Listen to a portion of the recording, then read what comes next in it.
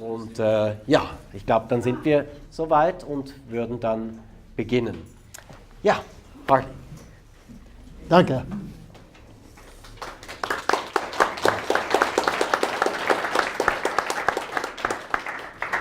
Good evening. It's very good to be with you here tonight. Guten Abend, es ist sehr schön, mit Ihnen hier zu sein heute Abend. And I have an optimistic message to present to you. Ich habe eine sehr positive, optimistische Botschaft für So you Sie. can take your pessimism out the door because you're going to hear things that you won't hear in the media. Also den Pessimismus können Sie wieder mit nach Hause nehmen, denn Sie werden Dinge hören, die Sie sonst in den Medien nicht zu hören bekommen.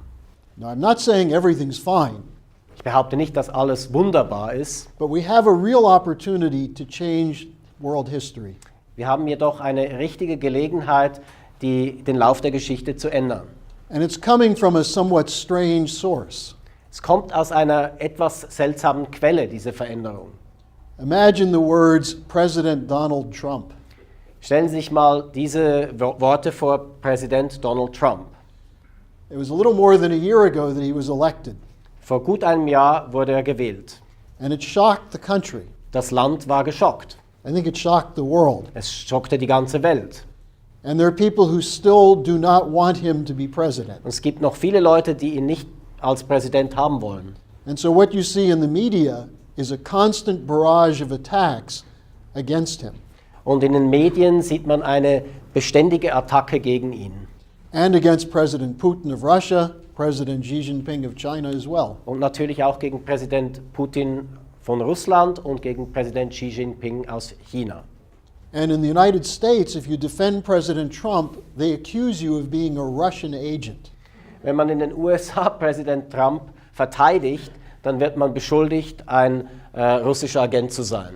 So I want to give you a background to what actually happened in the United States. Ich möchte Ihnen also ein bisschen den Hintergrund darüber erklären, was tatsächlich in den USA geschehen ist. And why it gives us an opportunity to change things in Europe as well. Weshalb das für uns auch eine Gelegenheit ist, die Dinge hier in Europa zu ändern. Because if there's one country that you might be pessimistic in, it's Germany.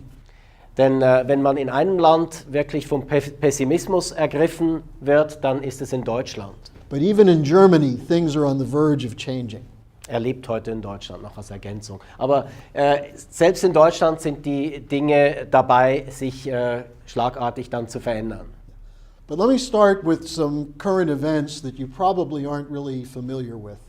Fangen wir also mit ein paar im Moment laufenden Vorgängen an, die ihr vielleicht nicht kennt. President Trump just spent 12 days in Asia. Präsident Trump war jetzt eben gleich 12 Tage in Asien.